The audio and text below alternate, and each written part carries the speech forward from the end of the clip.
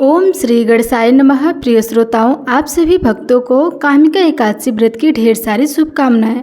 आप सभी के जीवन में लक्ष्मी नारायण की कृपा हमेशा बनी रहे तथा जीवन में सुख समृद्धि प्राप्ति हो।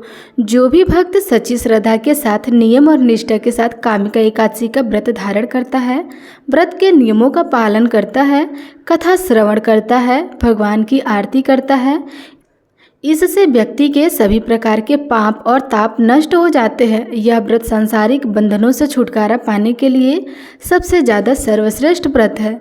इस व्रत को करने वाला धन, वैभव, पुत्र और पौत्र आदि सुख भोगता है तथा अंत में भगवान धाम की प्राप्ति होती है।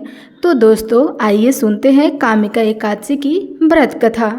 तो प्रेम से बोलिए श्री हरि विष्णु की जय, माता लक्ष्मी की जय।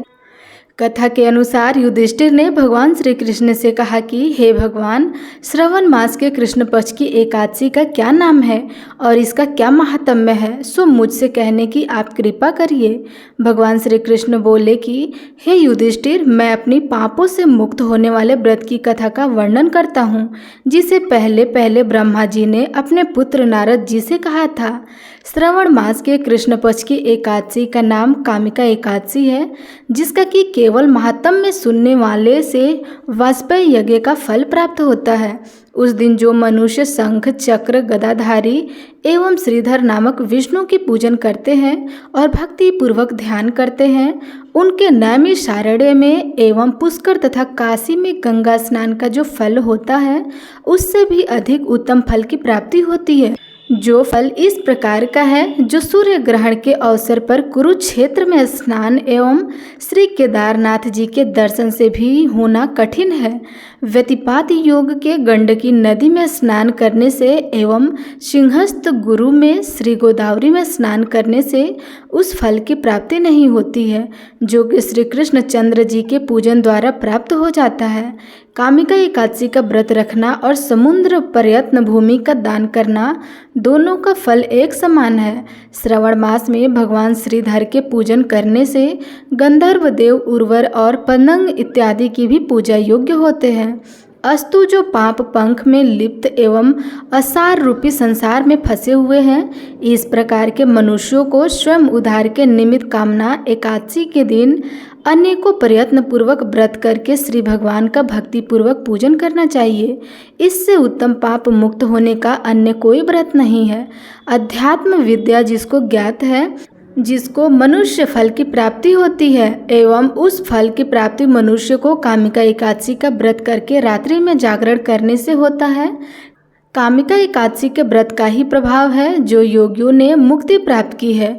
अस्तु सतचरित्र मनुष्यों को इस व्रत को करना निसंतान की आवश्यकता है एवं बार के स्वर्ण दान से उससे चतुर्गुण चांदी दान करने अथवा रत्न इत्यादि द्वारा पूजा से भगवान उस प्रकार संतुष्ट नहीं होते हैं जितना कि तुलसी पत्र के पूजन करने से संतुष्ट हो जाते हैं। और जिन मनुष्यों ने तुलसी की मंजरी द्वारा भगवान की पूजा की है, वे अपने जन्म जन्मांतर के घोर पापों को भी नष्ट कर डालते हैं। इस प्रकार की तुलसी देवी को सत प्रणाम है, जिसके केवल दर्शन मात्र से एवं स्पर्श से ही समस्त पाप नष्ट होकर शरीर पवित्र हो जाता है। और जो मनुष्य एकादशी के दिन भगवान को रात्रि में दीप दान करते हैं, उसकी फल प्राप्ति को चित्रगुप्त भी नहीं समझ सकते।